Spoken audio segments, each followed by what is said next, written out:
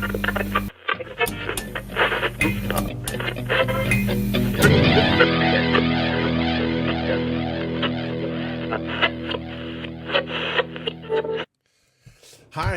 really good to see you. I'm Mark Deuze. I'm a professor of media studies at the University of Amsterdam, and this this vlog, is part of a series of interviews I've been doing for a while now.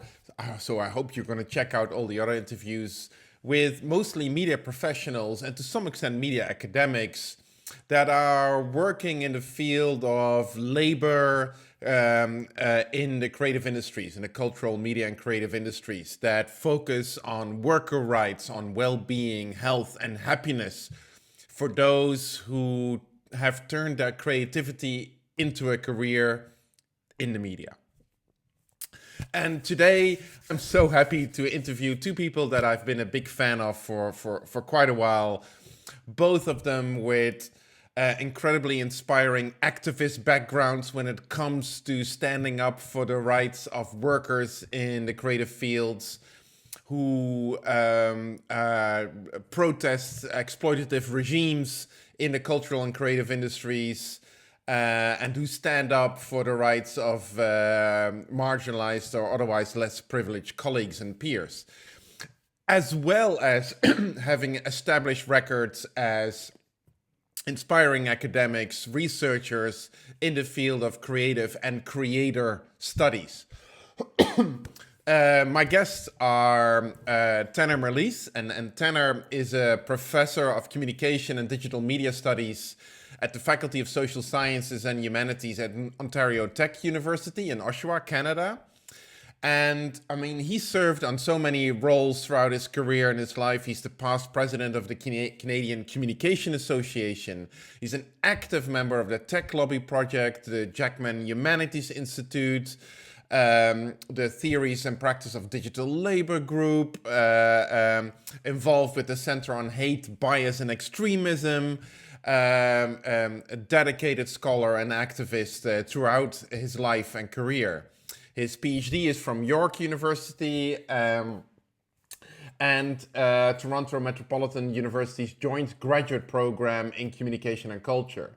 He's written well over 100 publications, including really fabulous books. I mean, I guess you could say that his breakthrough book was Global Entertainment Media.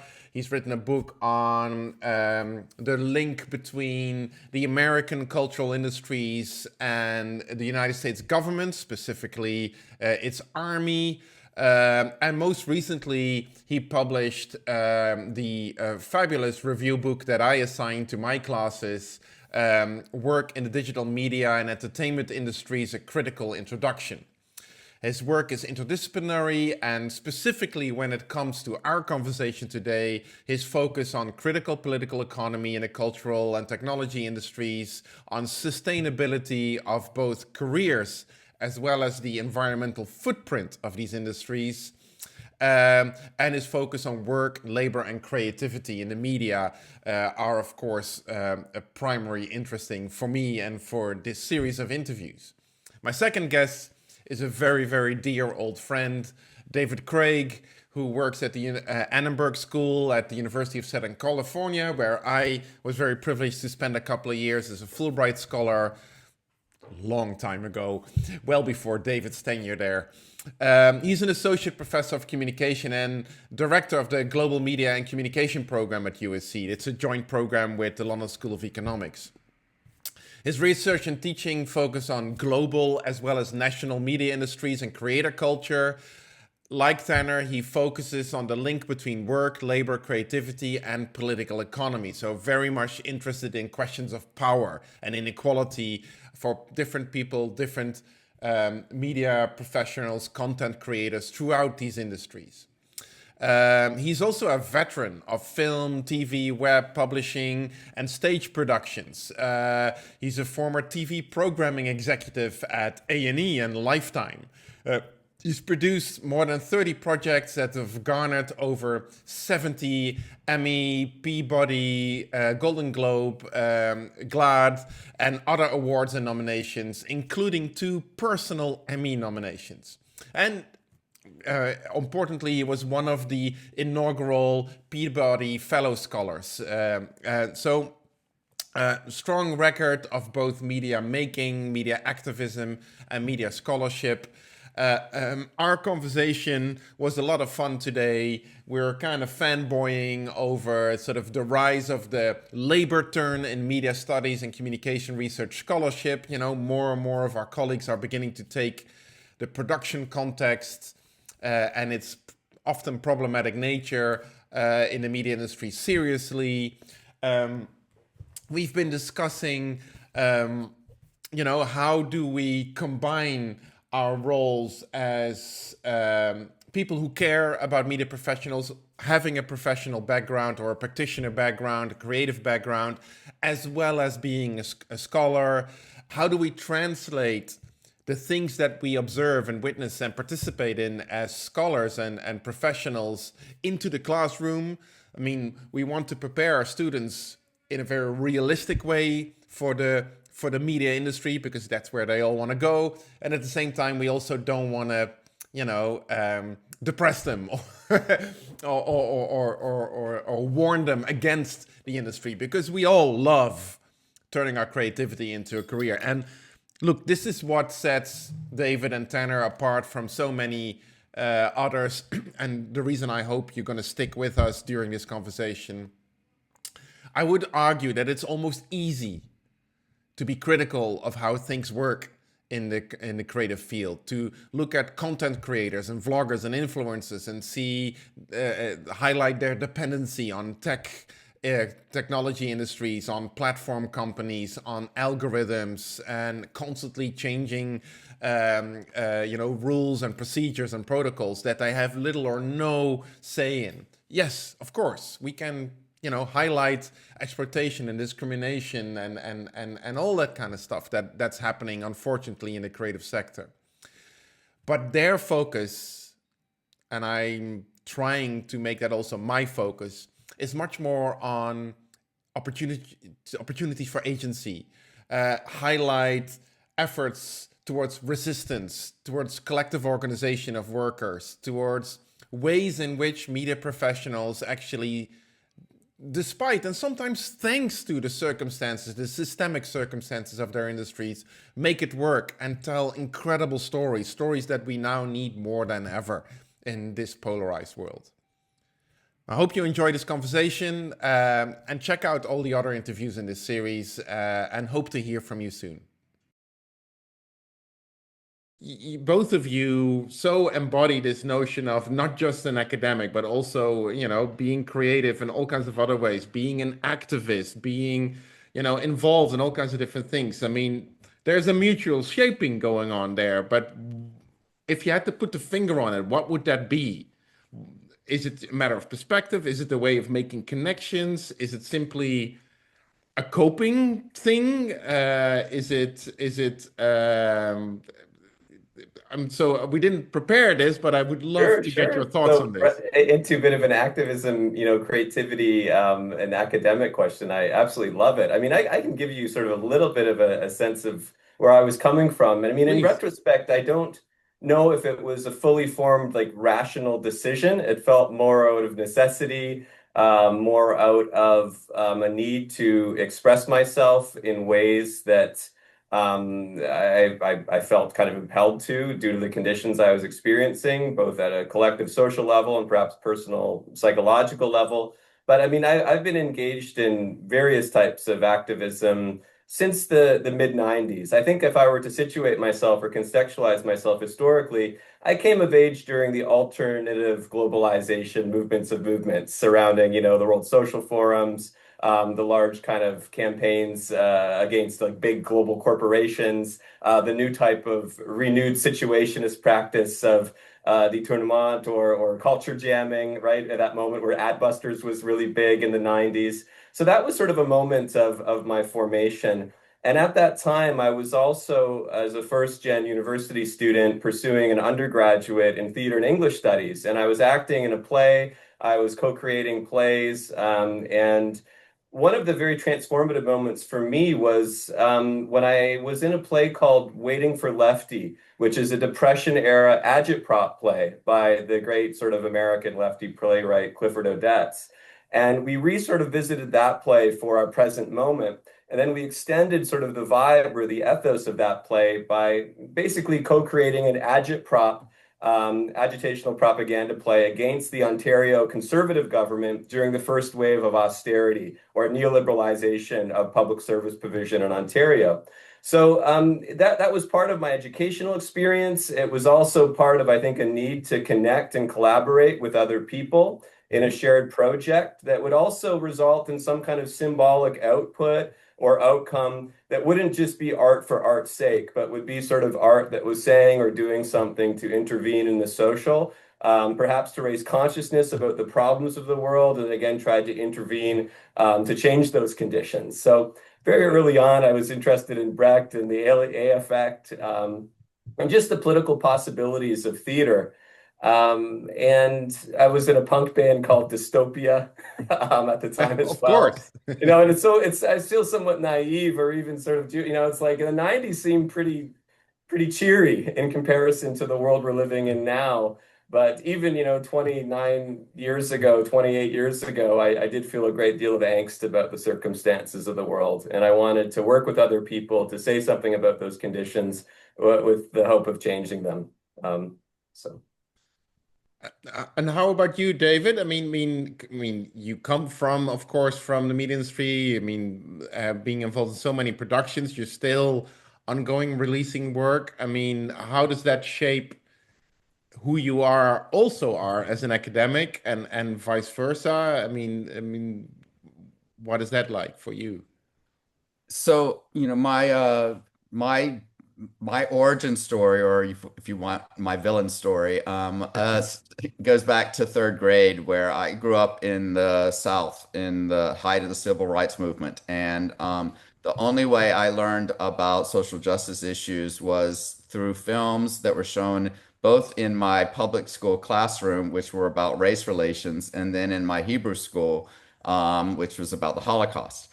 And I understood films as a form of pedagogy. I didn't know what pedagogy meant then, but I understood at the very precocious age of 9 or 10 that that was the most powerful way to teach stories that were based and rooted in history and contemporary affairs and social issues, and that was what I was going to go and do with my life, which is a very insane and arrogant and egotistical thing to say. Um, and I wound up pursuing that. I went to Hollywood to be a teacher, and discovered very quickly that the sort of movies that I had seen and continued to be made at that time were actually made for television. So I proceeded then to become a TV movie producer, where I wound up making about 30 different TV movies that also wound up being shown in classrooms after they aired on television. And a number of those were movies that dealt not only with social issues, but some of them were dealing with my own experience as a queer person coming out.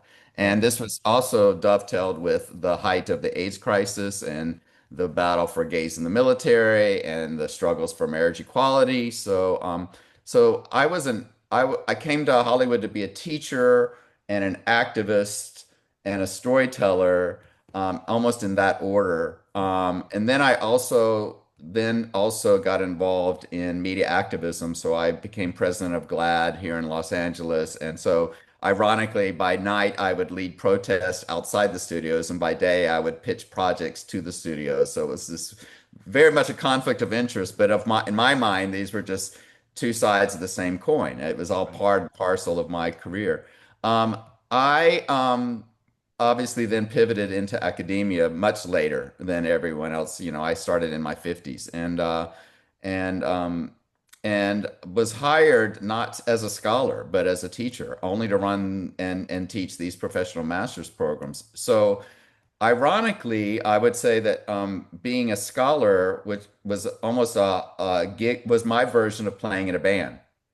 it was my not only my creative but my critical outlet. It was where I could go and start to wrestle with these larger questions I was having about not only the way systems work but the way the world works. And I was discovering the two of you who are already out there answering those questions, and or at least asking the same questions I was asking. And I'm like, okay, this is kind of my this is these are you are in effect my bandmates.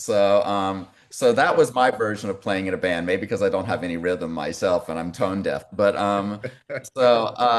up until 2 years ago, when I got rehired at USC as a tenure scholar, I all the research and scholarship that I've been doing was almost as a gig labor. It was like a not even gig labor. It was a hobby, almost a pastime. It wasn't something that this was expected or required of my job or responsibility. So going to now conferences around the world and spending time with not only the two of you, but this whole wave of early career scholars who were also looking at this work that I started to focus on around creators and influencers. This was a little bit, this was the Bumblebee video from the 1990s. Right. This was me finding my tribe out there, and discovering that a lot of us were wrestling with a lot of the same questions, but also coming at it from very different epistemologies and frameworks. So yeah, my hobby has been academia. My job has been teaching until recently. Now my position has somewhat changed. That's amazing. I'm thinking now also, how did I get into academe? Because I didn't follow up with that part of the story, but I'm Mm. thinking back as well, and I think it's somewhat interesting, comparable trajectory to David, but also different to the extent that I never had any ambition as an undergrad student to be a professor or a researcher or an academic. I was doing other things. I was very art and creative oriented. I think I initially was aspiring probably around 1998 or so to be an actor in Toronto, because I was acting in plays every semester, playing in bands. I was, very, very creatively inclined person for much of my life. But I remember taking a fourth year theater production seminar. It was kind of like a finishing course for the undergrad. And the professor basically said this: at best, 8 to 10% of this class will be able to earn a living doing what you wish to do, which is practicing your creative craft. Mm. And that was an eye-opener for me. I think up until that moment, although having worked many minimum wage jobs in restaurants and service economy positions, never quite put the pieces together where it actually might be really difficult to do what I love, to pursue my passion, to be creative, and earn a stable income that would allow me to pre-produce the conditions of my life. And so, I was just like, oh, I've just like, spent so many years working kind of crummy minimum wage jobs that are precarious. The last thing I do is want to be more precarious for the next 10 years of my life. And so at that moment, graduate school seemed like a secure option, which was comparable to what I had previously been doing. During my grad school days, I continued to be involved in a lot of activism. I was particularly catalyzed by the global peace or anti-war movements against the Bush administration-led global war on terror. I was part of a group called Artists Against War in 2003 and 4, where we like a kind of creative complement to many of the big mass mobilizations that were happening. And then after that, I soon joined this new project in Toronto called this Democratic Socialist Project. This was many years before the DSA was renewed in the United States. And that was organized by folks like Leo Panitch, a great geopolitical economist of Empire at York University, who sadly died a few years ago, and Sam Gindin, who was a long-standing labor activist and organizer and educator in Canada, and other people like Greg Albo. And my role in the Socialist Project was to sort of play a role in the cultural committee. We'd organized kind of this entity called Film Social, which were film screening nights where we did that pedagogy of film, where we'd look at social problem films and try to discuss how they relate to and connect to the bigger problems of capital and work and labor and inequity and oppression in society. I also, around 2007 or 8, kind of co-created and launched a YouTube channel for this Democratic Socialist Project called Left Stream. And basically, the idea was this: we have all of these wonderful artists and organizers and activists and educators passing through Toronto from all over the world. We're having these events with 70 people, 60 people, but look at how small our reach is. Look at the scale. We're just connecting with, like, 70 people in downtown Toronto, which is a good community practice. But heck, why don't we find some means to actually scale this up and make all of this wonderful kind of progressive educational content available to people all over the world, to kind of put us on the map, right? And to sort of share what's going on here with people elsewhere. So after we left this, we launched this channel called YouTube on Left Stream. Yeah, Left Stream on YouTube. And subsequently, over the last 20 years or so, it's now got hundreds and hundreds of videos of major activist events and educational forums of everybody that's passing through Toronto. So I really, really enjoyed that process as well. Yeah, well, I mean, thanks so much for sharing those stories. I mean, they kind of answer one of my key questions that I had for both of you is that one thing that always baffled me coming into academia, and like both, I mean, I think this is what the three of us share. I never planned, I mean, none of us planned to be a professor or something like that. I mean, we were on all kinds of different trajectories. I was a music journalist. I mean, you were, an actor or a TV filmmaker, a producer, and here we are being all professorial. But it's and that's lovely, right? And a privilege for sure. But it is interesting that something else that we share, and that was really a question I had for both of you, was that when we look at the media, as all our colleagues do, we can't help but see labor, right? And the plight of people who tell these stories and who, put their heart and soul into telling stories. And like you said, David, often not just to entertain us or whatever, but to teach us something. And I mean, even creatives at advertising agencies generally feel that what gives their work meaning is if they get to insert some kind of, social responsibility issue in their ads. I mean, it's rare to find creatives that simply just want to move product, right? I mean, even they are investing their work with all kinds of values and passions. And so to be mindful of that, the role of labor in when we talk about media, I guess for the three of us comes naturally, especially giving these backstories. But for a lot of our colleagues, it doesn't. And the labor turn in media and communication scholarship is fairly recent. And I wondered, I mean, Tanner, of course, I mean, your book last year is just, I mean, a phenomenal take on the digital media and entertainment industries from a sort of pro-worker perspective. I mean, David, you've written for a long time about social media entertainment, also from a labor perspective, right? Predicting years ago that this would be the next frontier for the labor movement, and that's definitely coming true today.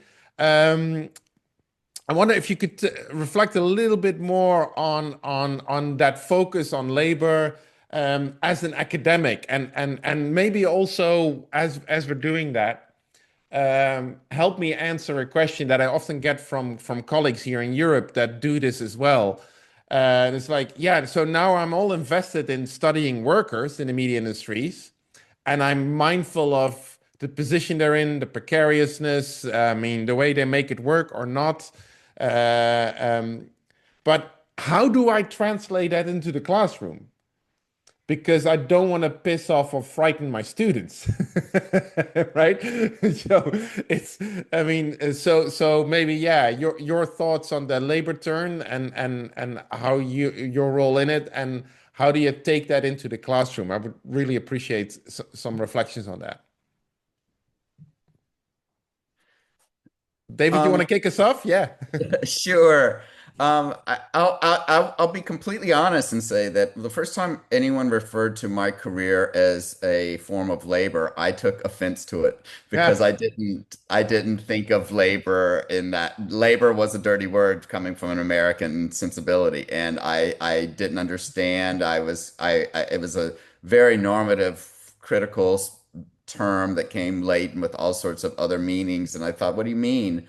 I also didn't understand or make distinctions between that and management, and haven't fully understood what the issues are with terms that we sometimes borrow from business language, like entrepreneurialism and so forth.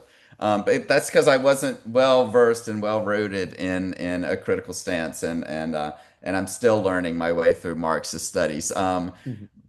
I also understood my career, again, as I mentioned, as I didn't see it as an artistic form. I saw it as an avocation almost, that this was not even a career. It was something that I felt obliged to do because I'd made that early on decision as a child to sort of intervene in social justice issues. This was my pathway. So maybe that's in many ways shaped why I didn't see it as a form of labor, because I saw it as a passion.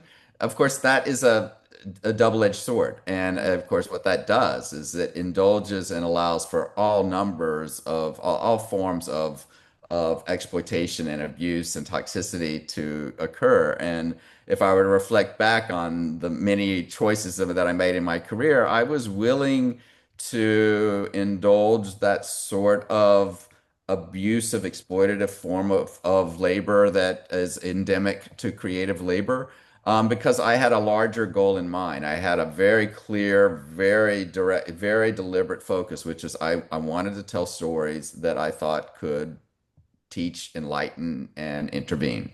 And the fact that I got to do that meant that I was able to then just ignore all the various ways in which I had been, and many of my colleagues had been put through all sorts of forms of abusive and precarious and toxic labor.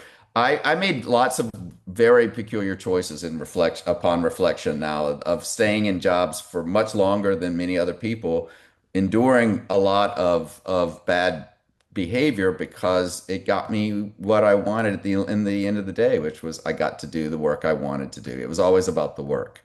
Right. And um, it's not an attitude that I then try to instill in my kids. In my students. I don't think that it's fair to expect students to come into any industry or career with the same level of avocation that I had. I think that's almost a kind of a weird psychosis, and it's steeped in a lot of egoism and rooted in a lot of the social justice that I was learning, and also from my queer lens of the world, having this overwhelming sense that there were things in the world that needed to be addressed, and that I might have some privilege and opportunity to do that. Um, but one of the things that I early on, and I've never actually written about it, Mark, but I'm sure you're well aware that my social media handle is this phrase, producing to power. Right. And producing to power is very much this idea that within the systems of creative industries, that there are these occasional ruptures and these occasional opportunities that emerge where, as laborers, as creatives, as even management, we have the opportunity to, and some agency to enact progressive change, to tell progressive stories, to move the dial forward, to take advantage of these disorganized and chaotic ways in which John Caldwell used to call media industries as rhizomatic, right? So, of course, that made me think that I could understand Deleuze. I still don't understand Deleuze. Um, but the idea of these clusters and formations where these are not seamless systems and these ruptures appear, where I got to get in and tell the stories that I wanted to tell and get things made, is kind of baked into an ethos, and it's something that I teach in all of my courses in my professional master's programs that I teach in, which is that there's a degree to which we are all, as creative laborers, dealing with precarity, dealing with exploitation, but also held to a certain level of accountability for the way in which we ought to operate within these systems, and including accountability to ourselves to know when we have boundaries and to establish clear boundaries about what we're willing to put up with in the way of exploitation and abusiveness. And that's a lot easier said than done. But understanding looking at this, and this in many ways I think compelled my particular lens on media industries, which is much more from a Batesonian systemic structural view of that labor is part of a larger set of conditions of how industries function and operate. And where labor can have some agency and also be held accountable is something that I've tried to explain to my students while looking at the larger structural material conditions of how industries operate. And that then, of course, was a natural, led naturally to my work with Stuart Cunningham around the creator industries and the creator economy.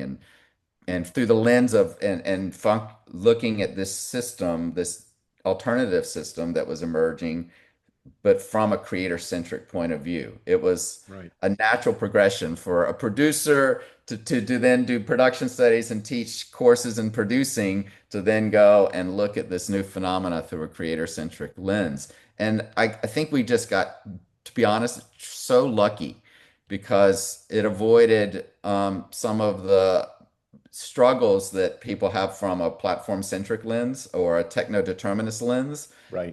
It allowed us to think about these systems in terms of creator labor as opposed to creative labor. Mm. And that led us to asking a bunch of different questions. Like they're not, they're no longer involved in generating intellectual property. They're involved in building online communities that they then find multiple ways to monetize. And they're not only creating commercial, economic, material forms of value, but they're also creating social, cultural, and political forms of value through these technologies. And yeah, I got so lucky to fall under in the orbit of Stuart Cunningham, who obviously in his own way had been leading these questions around cultural and creative industries and this notion of the digital turn around labor already back in the 90s, which is Right. kind of beyond Mhm. prescient. And then we just accidentally fell into each other's orbit and started asking simple little questions that snowballed into 3 books and 30 journal articles and the company of these brilliant other scholars like Brooke and Crystal Abaddon and your colleague Thomas and David and yeah, so Yeah. that's kind of that progression. No, I really appreciate that. And in a way, what you're describing is another way of answering my opening question, right? Is that your production perspective, your producer perspective always makes you do both see the whole system, because that's the producer's role, but also appreciate that despite all kinds of constraints, you can still find, yeah, loopholes, ways of finding agency everywhere.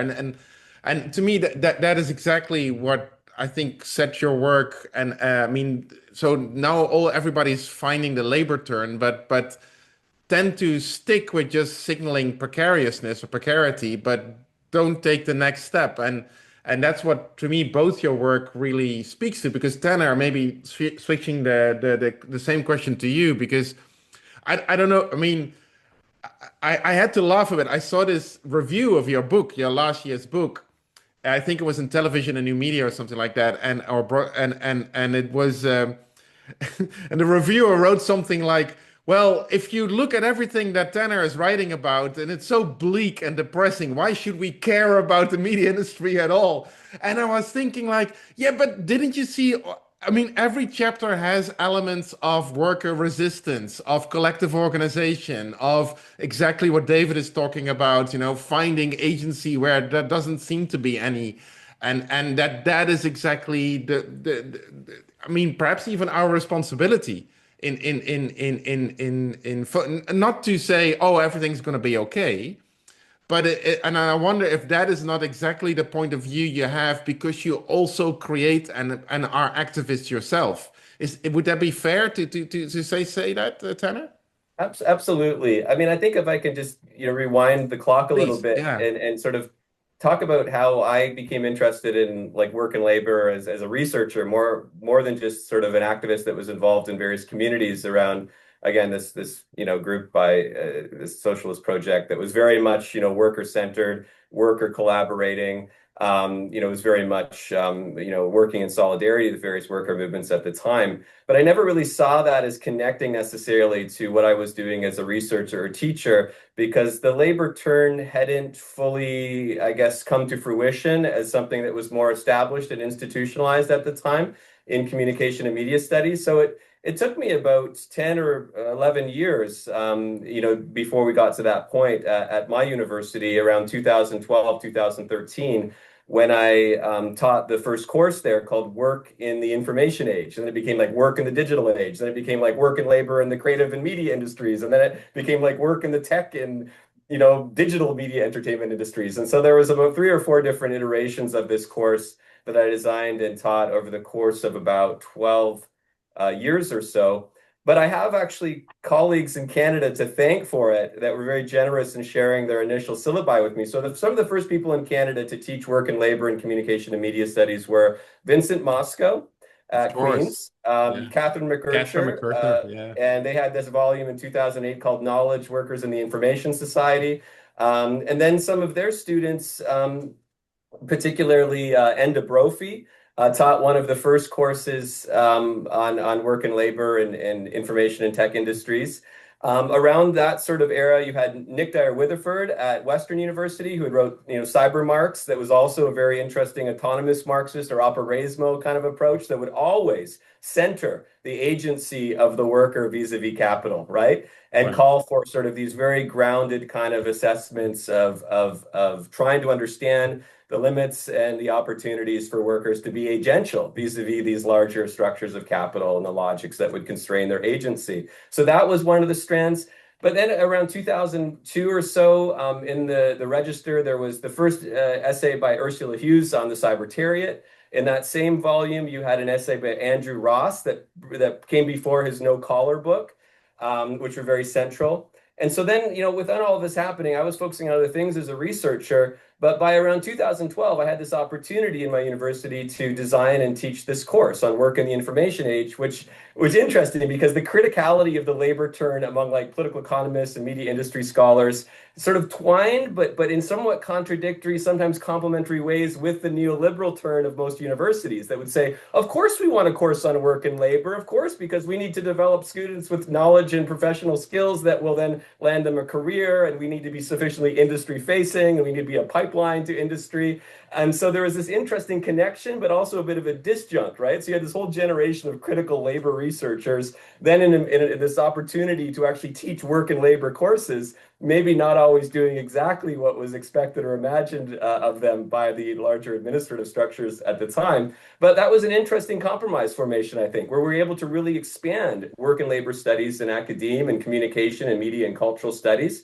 And do a lot of interesting things with it. And so, I mean, what I do in a lot of my classes, I think like my goal is I just want students that aspire to careers in the communication, creative, tech, media, sectors and industries to think, systematically about how the conditions and experiences of labor are shaped by broader economic, political, technological, ideological conditions that are not necessarily in the first instance of their own making or choosing, but they nonetheless do have some power, especially when becoming collective actors, to change and modify and innovate upon and improve ideally. I sometimes worry. I mean, many of the reports from my course, I usually get very good course evaluations, but students do come away similar to the way I came away from the theater production course in like 1999 with like a big eye opener. Like, oh my goodness, I didn't really understand that only 8 to 10% of graduates in this theater program will go on to actually make a viable living or have a professional flourishing career because the conditions are so challenging. And students come away from my course with that kind of realistic and honest assessment. They're not necessarily disappointed. They don't necessarily drop out. They don't necessarily follow my path, which was to become anxious and afraid and instead try to go into academia. But they enter that labor market. They enter that sector, that industry, I think actually with greater capacity and greater resources to be resilient and to understand how the game is sometimes rigged against them and maybe to learn how to play it, but also to make new games with new rules that might potentially point to greater emancipatory horizons.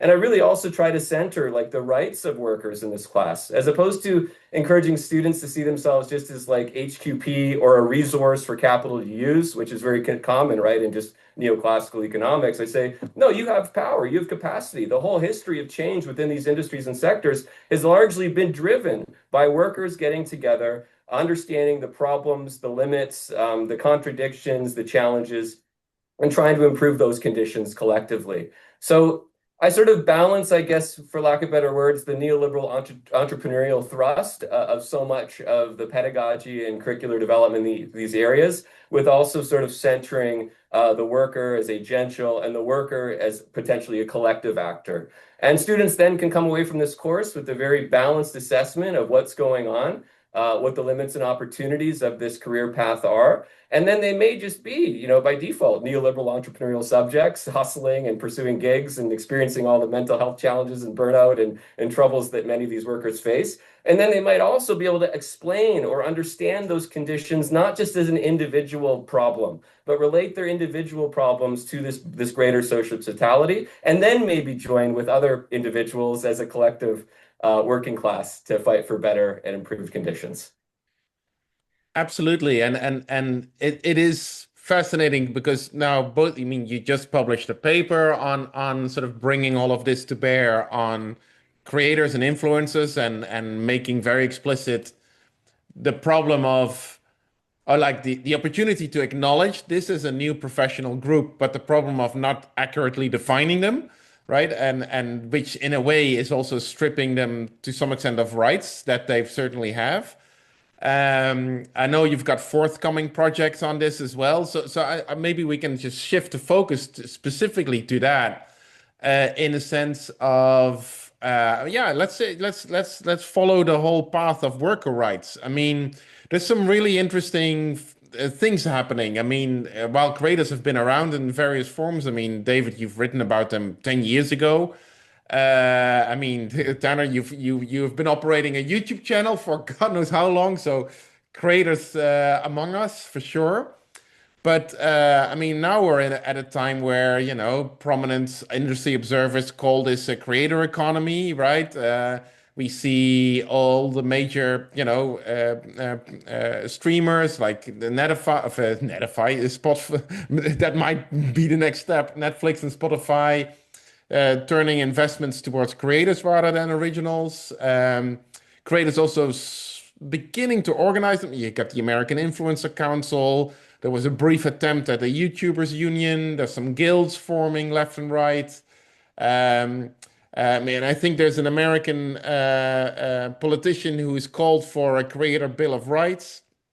It's kind of interesting to watch this space because in many ways, creators and influencers embody the same issues that affect, journalists or game developers or whatnot. But there's also something unique to them in that they're not, as you argue in your joint paper, in the copyright industries, right? Because they don't own anything. They don't own their content. They don't own the technology through which they distribute their work, and they don't own their communities. And so there's this really unique, but at the same time, they're not powerless, as you both very powerfully argue. I mean, how would you, reflect on the sort of the emerging sort of discussion? There's some discussion in England as well around, getting a separate legal status for creators. I mean, how do you witness that phenomenon? And I mean, is it hopeful? Is it articulate? Is it too little, too late? I mean, could it trickle down to other sectors? Is there a shared narrative here? I mean, I really would appreciate your perspective on this. David. Yeah, I love that Ro Khanna has put forward a Creator Bill of Rights, which is exactly the term that I started using about 6 years ago when I started publishing commentaries about this, saying that this is the next wave of labor organizing in this space, and that we need a somewhat. And I honestly, I borrowed that from the head of Patreon, who had put it forward a kind of creator manifesto that said that creators not only needed to be given a set of ethical codes of conduct that they ought to engage by, Mhm. while simultaneously being supported by certain government mechanisms in order to ensure their rights to function and operate and build these services that they offer across these platforms that they don't actually own, but that they often are responsible, and even more so of late, drive value across. So, I mean, YouTube very much prominently places creators at the very center of their value proposition, while still not necessarily affording them enough of the rights or the opportunities for them to flourish. Although they do a better job than I would argue many of the other platforms, Meta Right. being arguably the worst. I will say there's an interesting thing, and it's also in the context of also still teaching courses. I find when I'm teaching courses for students who aspire to go into the legacy media industries of Hollywood, I have a very different socio-psychological kind of journey that I have to take the students on, and that is to dispel the notion that they're working in some sort of dream factory, that they're somehow out there working in some sort of artistic space that is soulful and spiritual and is built and informed by the way in which Pixar defined their childhood, right? Mm. And there's almost like a disillusionment process that I have to take the students through in my first courses that they take, where I have to say, this is an industry and there is structures and there's money and there's capital and there's labor and exploitation. And you have to understand that. And then ideally, by the time we get through the end of the first class, they come out the other side of it, having reconstituted a better understanding of, oh, okay, well, so here's where I might fit within that role, and here's what I would be willing to do, and here's where my as a development as a human being, where I think I'd be willing to, make sacrifices and put up with the sort of rituals and the customs of Hollywood of trying to get past the gates and pay your dues, all the dues paying that still exists to this day, which is something very much medieval and artisanal in that regard. Right. It's still shocking that people have to, put up with all sorts of really exploitative kind of labor conditions until they're suddenly mysteriously, magically handed certain reins of power, which they've accrued by building networks of relationships with other people who've also paid their dues, and then slowly made it up to a certain level of status in the industries. The creator labor is a completely different phenomena. The creator labor is having to persuade them that the sort of people that they've been hanging out with online since they were infants are actually people who have managed to find somewhat sustainable careers and pathways in this emergent new industry. And by the way, it hasn't just been a waste of time and it hasn't just been frivolous, and it's been very formative and formidable in the way it shaped their own identities and their personas. I mean, a lot of the students that come into my classrooms now have spent more time online with creators than they have with family members. I mean, they've grown up in a creator society, and it's like teaching fish that they're living in water, right? Oh, Yeah. it is of a substance. So, and that substance then is also constructed of another set of material and structural conditions, and trying to explain and articulate some of the distinctions that we found in our research between media labor and creator labor has been um, almost its own socio-psychological journey that is really not something I'm convinced I've managed to succeed at. I like to make the distinction rather radically that this isn't creative labor, it's social labor. That what the creators are actually doing is using the content as a means, as a tool for engaging these online communities through the technological affordances of social media. There's a reason why they're operating on social media platforms and not through these streaming services. There's a reason why they still continue to emerge in this space. And this is becoming an even more obvious point now in the context of what you just described of the streaming services and Hollywood itself starting to become more consciously aware that they're losing the attention economy. That the value that they owned and felt that they had somehow deserved for a century of media industry formations was never a guarantee. And that this other thing has come along now, and the one finite thing we can point to is the limited number of hours in a day that people have to spend and in their swimming in their media life, to use your phrase, right? They can only go, it's only 24/7, right?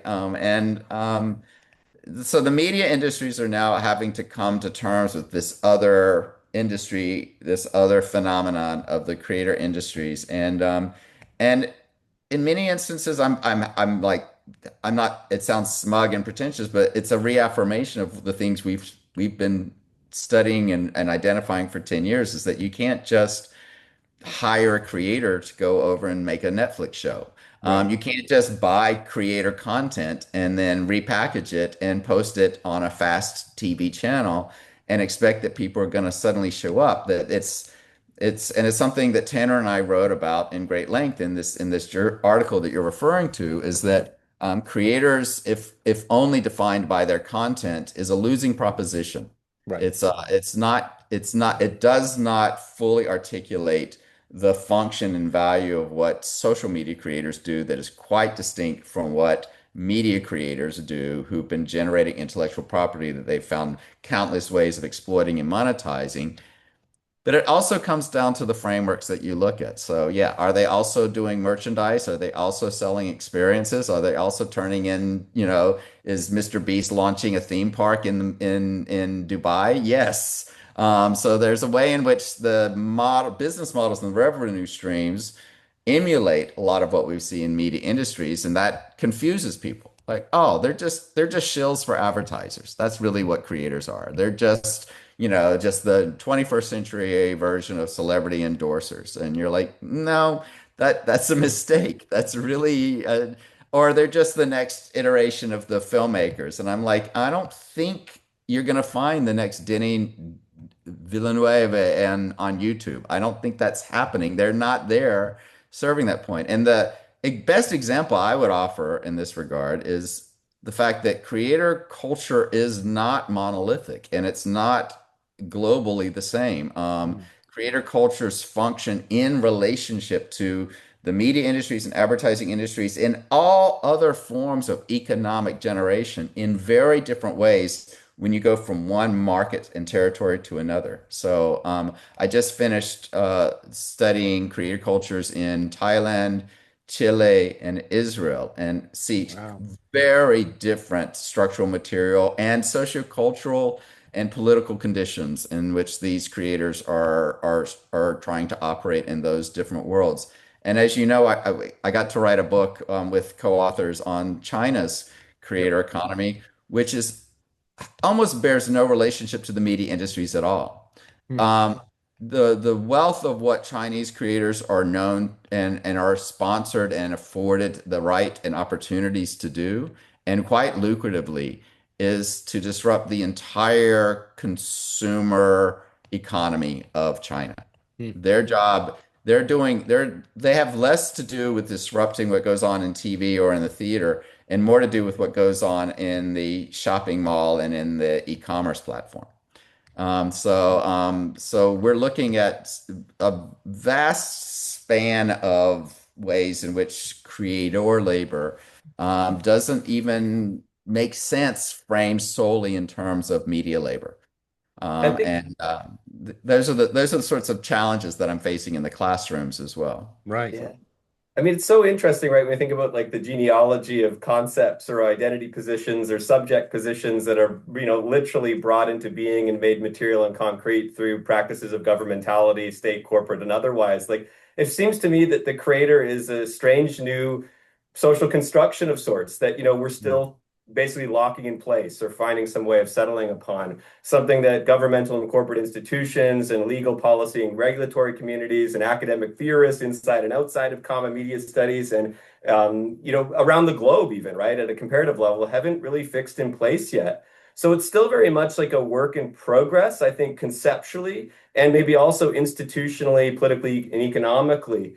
Maybe like even creators themselves might have many conflicting definitions, right, of what they are and what they do and what their role in society is. And so It's interesting. I mean, from a labor and work point of view, the creator doesn't fit nicely into traditional categories, right? Whether they be in mainstream economics or even Marxist economics. So this isn't a typical employer-employee or bourgeoisie-proletariat relationship where there's like a fixed wage relationship. You know, the creator's not hired by a firm for a set period of time and paid money in exchange for their labor to complete some certain task for a firm. That's not really the employer-employee relationship we're seeing. Um, they're freelancers of some kind, but not freelancers of an old kind that you might find in like news or in other sort of sectors of the creative industry. So they might pick up contracts, right? They may pick up contracts, to serve various advertising sponsors or state sponsors or NGO sponsors, but but that's not all they're doing because now they're also then totally dependent or interwoven or entangled with platforms, right, that are owned by larger companies that they're also taking a cut of ad revenue from and so on. So it's not a simple traditional media freelance relationship.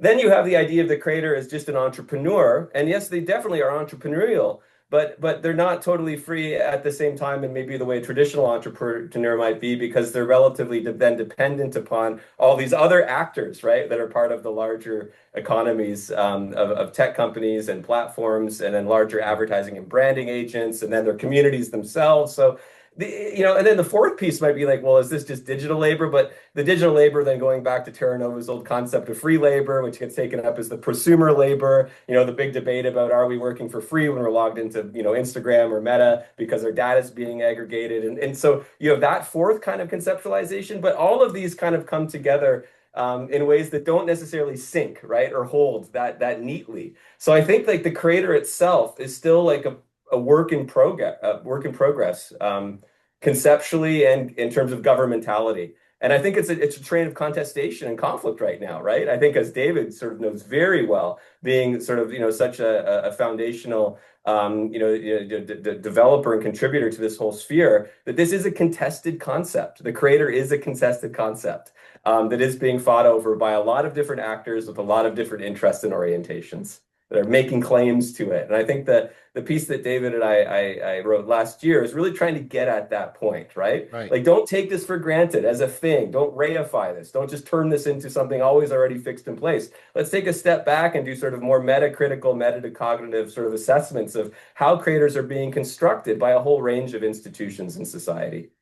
Well, I mean, in a way, by making concrete that this is a contested concept and that it's not a fixed category, you're actually highlighting the spaces possible for agency, right? I mean, the moment something isn't clearly defined or consensually defined yet, there's wiggle room, right? And I think that's really powerful and really significant in this area. And which leads me to, I mean, I know we can keep talking for hours. We're a bunch of professors as well as bass players and producers and everything else and activists. But so I do want to ask you, let's say, sort of a final question that I would love to get your perspective on, because it's something that I've been struggling with in my work, and your work inspires and informs so much of what I do. So you got to help me here, which is, and I think creators are kind of the latest iteration of that dilemma and the epitome of that dilemma, which is that not so much in the industry, but in academia, at academic conferences, and even in my own department, I sometimes get a little bit of pushback against sort of studying precarity, labor conditions from the perspective of well-being and health and rights, because, well, aren't these people doing just things for fun? Right. And that's an old trope. I mean, I do remember the earliest studies among rock and pop musicians in the 70s and 80s, and the people at the time being criticized for taking that seriously and not focusing on classical orchestra because rock and pop is just, that's for fun. And so when those people die of drug abuse because they can't handle what they're going through in the industry, well, that's of their own choosing. Now, we've come a long way since, and it's especially regarding journalists, but now also other fields of work beginning to be taken seriously. But now we've got this new ambivalent form of the creator, the influencer, that is quite literally putting their life on the line. right? Putting their life online and commodifying themselves to tell stories, to create content, to monetize it in all kinds of interesting and flexible and ways. But we also now beginning to see data that shows that quite a lot of them are not doing very well for a variety of reasons that in part are produced by their unique position vis-a-vis technologies and platforms and communities and being always on, always interacting, always right available. How are you handling or dealing with and maybe you're not getting these kind of comments or with well, aren't these people, choosing their own, I mean, for lack of a better term, suffering, right? I mean, why should we worry about what happens to them? Because they can also just go offline. They can just switch off, and every time I hear that argument, it brings me back to those early studies of. I mean, David, you talked about a Dream Factory, which is a book from the 1950s about Hollywood, right? In the Dream Factory. And we go so far back in knowing that choosing a creative career comes at a cost, and that the pushback against taking that seriously is, well, Tanner, to follow up your earlier comment, well, we shouldn't be too explicit about that because it might scare students away, and that's our business model. Well, if the people who are creative turn their creativity into a profession, well, whatever happens to them is of their own choosing. Now we all know that's not true, but how do you engage with that dilemma? Because I must admit, I still sometimes struggle in coming up with a good argument about that. I always go back to Andrew Ross and his book No Respect and the battle between popular culture and intellectuals that go back to the Enlightenment. Oh This has been a wow. battle that's been going on since the printing press, and this notion that the Enlightenment was twined with education and academia, and then suddenly people learned how to read, and then learned people started reading novels, and then people started listening to radio and electronic media, and all of that became this splintered, derivative, and divisive sort of banal sort of waste of time,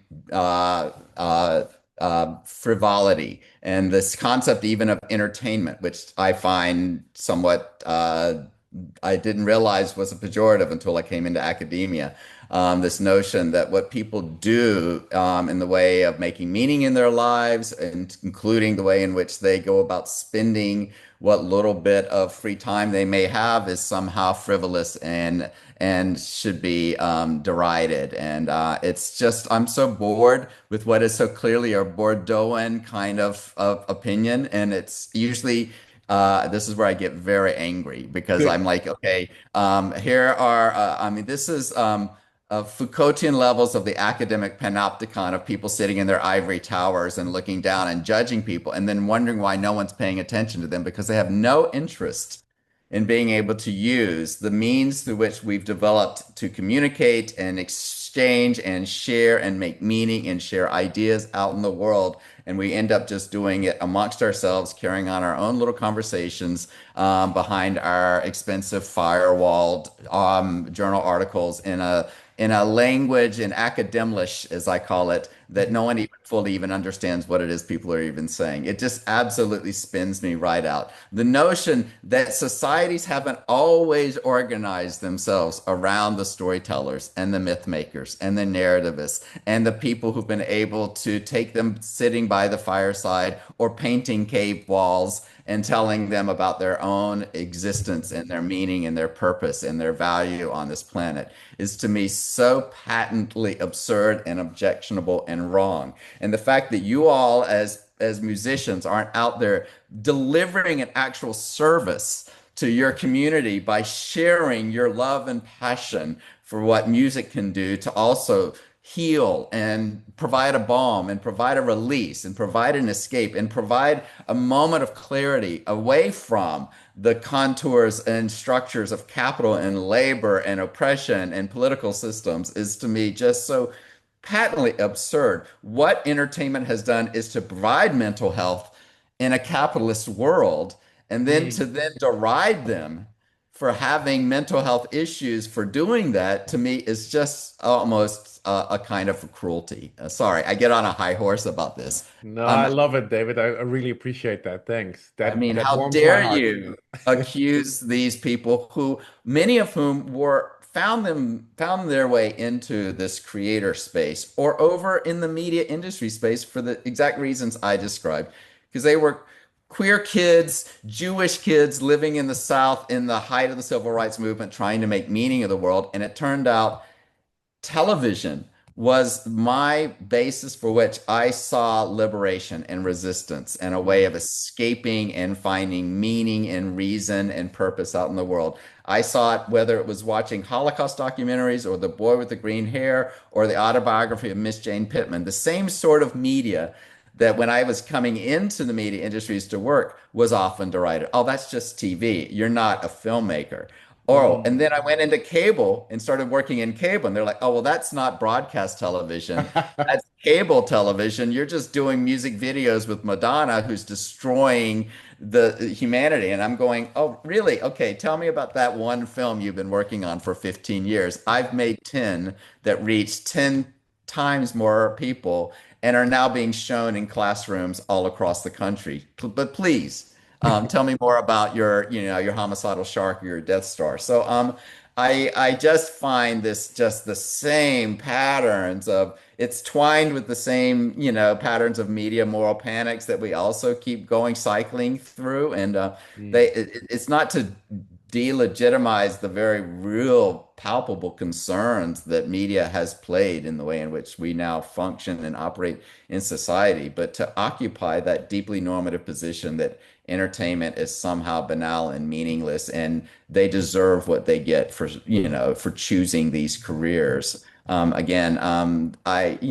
would say the same applies to academics and as well as to people in the religious faith-based communities. So my kind of that's my tirade. Sorry. Tanner hears me go on these I go on this a lot. Look at him. Tanner can tell you. It's good. It's Um, I, good. I've had to I, go I through love the reparative passion. therapy. It's been bewildering because I've sat in classrooms where people described what I did for a living in ways that bore no resemblance to what any of us in Hollywood were doing. Again, I shared this unique situation of being in a community of about 300 TV movie producers who, when I went to interview them, ironically for my dissertation, said that if they had been born in any other time, they would have been leading labor movements. But instead, they became Ah, TV movie producers. And I thought, and many of them had started off in journalism and in news and had discovered that journalism as an industry did not afford them nearly as much opportunity to engage in the sort of critical and pedagogical interventions that they were able to do as TV movie producers.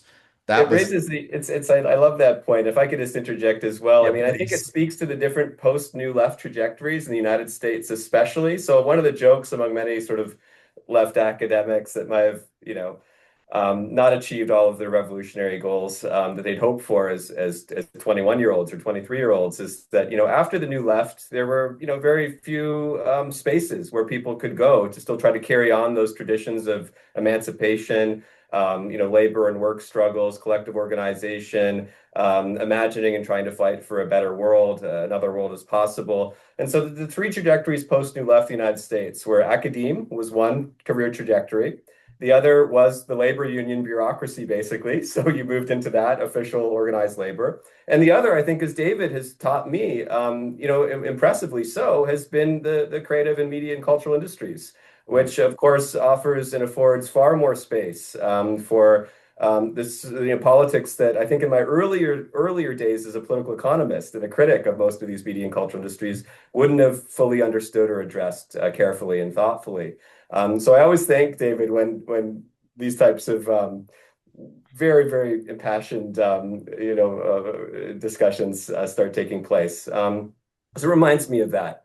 There's no simple correspondence between even like concentrated ownership and control of a vertically and horizontally integrated media conglomerate that might have about 100 different subsidiaries with different brand identities, speaking to different niche, taste, lifestyle, preference audiences, and the kind of ideology, right? I mean, one of the great contradictions I always think back to is how does, Rupert Murdoch, right, the symbol of ultimate sort of right-wing capitalist sort of, tyranny, who owns News Corp, also then end up sort of owning a movie production distributor that makes James Cameron's Avatar, which for many on the right, also on Fox News, which is owned by Rupert Murdoch's News Corp, is saying, look at this is an example of left-wing radical anti-American Hollywood, right, in Avatar. So there's all of these contradictions, and that's why I think we need to be better institutionalists and historicists, and also focus on the agency of workers to do things that don't align with what Rupert Murdochs of the world want or what the Elon Musks of the world want. And I think that meso-level kind of institutional study, centering workers, centering labor, centering the creative kind of opportunities and limits and relative autonomy of these workers at the political level is so important. And David, I think, is a living example of this. You've done it. You've walked the talk. I wanted to just cycle back, if I could, for a moment to the question of choice, and I think that reminds me a lot of the classic structure agency debate, right? And David and I also get into this, where, sorry to quote Marx, but people make their own history, but they do not make it as they please. They do not make it under self-selected circumstances, but under circumstances existing already, given and transmitted from the past. But in those circumstances, people still make choices, and they can take their best shot at making their way, at creating new conditions of possibility, of living otherwise, and pushing toward better and different futures. And so, I mean, that's the interplay of structure and agency, which is again something that's very historicist, when we're thinking through this. And your sort of work, Mark, I mean, is so inspiring just on these questions of mental health and wellness in the media and creative and cultural industries among workers. And this is a necessary discussion that has been rendered invisible for far too long. It's not been attended to with the urgency and sufficiency that you've given this topic. And I mean, I would say that beyond just media work being precarious and then leading to sort of, mental health sort of challenges, I would probably go further and say all work historically has been precarious in capitalism, or all work has been precarious. It's not exclusively or exceptionally creative or media work. It might be more intensified. It might be sort of, more or less precarious than you might find in other sectors. But I think this relates to the whole history of capitalism as being basically about precarious work. The post-World War II settlement, mostly within Western countries, was a result of bigger structural forces that landed in a compromise formation among employers, employees, the welfare state, some remnants of social democracy, even the United States, where you do have a post-war settlement of sorts where there's standard employment. And standard employment becomes a somewhat novel thing historically. And then you basically have, from the 70s forward, an unwinding of that standard employment relationship. The only reason why some work in the creative and media industries has not been precarious is because, again, back to the worker agency position, even in early Hollywood, there's no reason why we have Hollywood guilds and unions. That was the result of workers' struggles collectively, right? To create sort of new collective association that would push for legal, regulatory, and policy reforms to basically make work less precarious and then less detrimental to people's overall mental health and wellness, right? So I think that this is all about sites of contestation and struggle and history. And that's why I also think, and sometimes David and I get in interesting discussions about this question, like, it reminds me of the earlier work by Mark Banks and others on good work, right? And do we need a normative framework, a set of criteria, or even David Hesmondog's stuff, right? Back when he's talking about what is good work or what is like a good job. And maybe those are central questions that we should still be always asking each other and our colleagues in the professional fields and our students. Like, what is good work? And redefining good work from like good work. Oh, the company hired me to do work and they're assessing my work at the end of the year and I get like, 3 thumbs up or 3 thumbs down or whatever. But rather than, what is a good job? What are the conditions that would allow us to maximally and optimally flourish as human beings, right? Doing essentially what is essential to our being, which is labor. Labor is the essential source of all human creativity over time and space.